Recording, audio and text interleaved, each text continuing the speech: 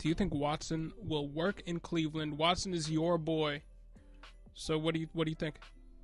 I don't know if he's my boy. I have him in a Superflex league. There is a distinction. Okay. Just want to clarify that.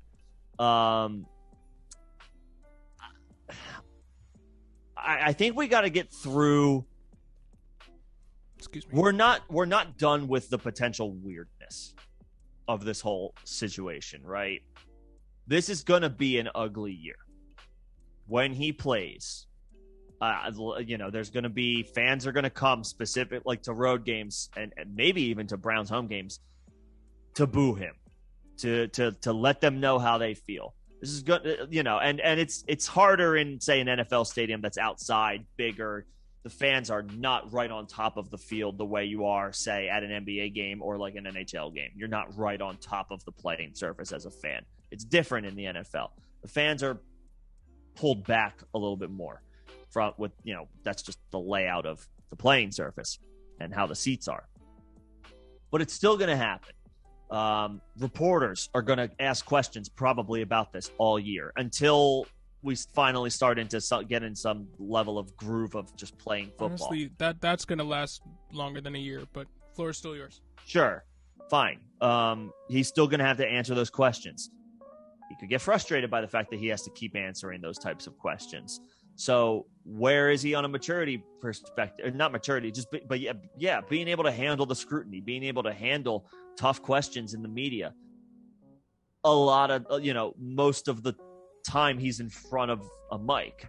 Maybe not all the time, but they're going to keep coming up. I think this year is going to be a challenging one for him, regardless of how much he plays. Obviously, we still got to see what happens with the suspension because he will get suspended. We don't know how long, but I think it's fair to say he's going to miss some amount of time. And if he misses all of 2022, which we're not expecting at this point, at least I'm not, this is just going to carry over then into 2023. Like, the fans will wait for their opportunity to express their feelings to Deshaun Watson when they get the chance to. So there's still...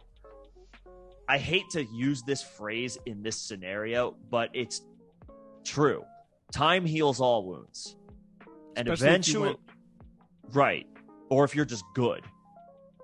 If you're losing or if you're winning 6 games a year, but it's clearly like Deshaun Watson's throwing 30 scores a year and he's balling out and the defense is ass, like, people will see through it. So, well, a lot of people will. Maybe not everybody, but a lot of people will.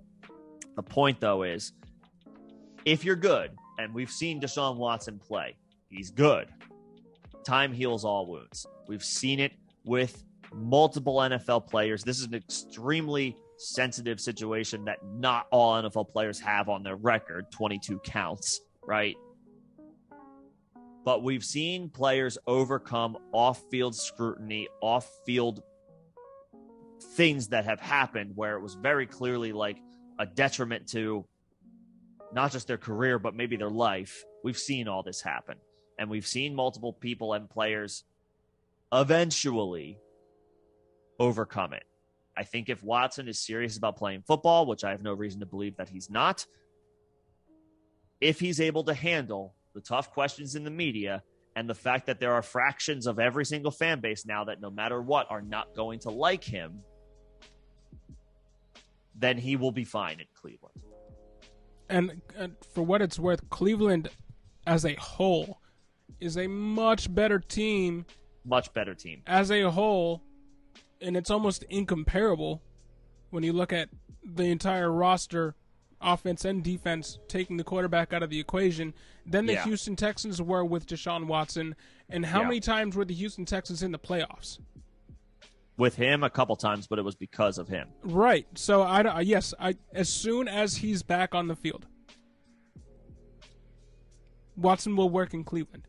Now, to your point that you made very well, it all depends on how the road it takes for him to get back on the field, and if he can get past these 22 counts of sexual assault and the legal issues stemming from them. As soon as he can get past them from an NFL law, what's it called?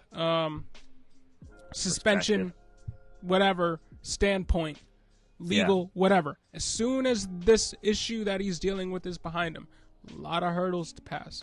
But as soon as he's back on the field, yes, it's going to work out for Cleveland. That's all it takes for it to work out for Cleveland, in my opinion, is for him to get past that legalish stuff. As soon as he's past that, and like throws his first touchdown, he's good. He's good. He just needs to get past that. Huge hurdle to clear. It's a big hurdle to clear. Not when nobody's sure if he can get past that. Yeah. But as soon as he does, it will have worked out for Cleveland.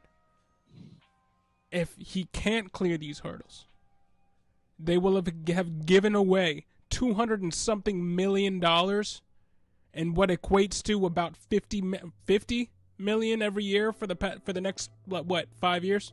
Yeah, something like that.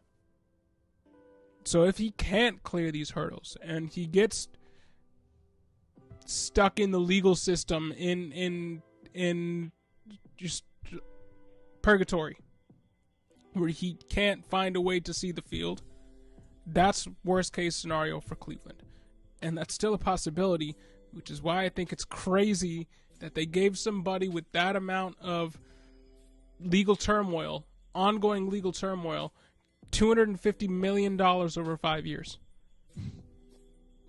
But once he clears those hurdles, it will have worked out for Cleveland. Hands down, no question.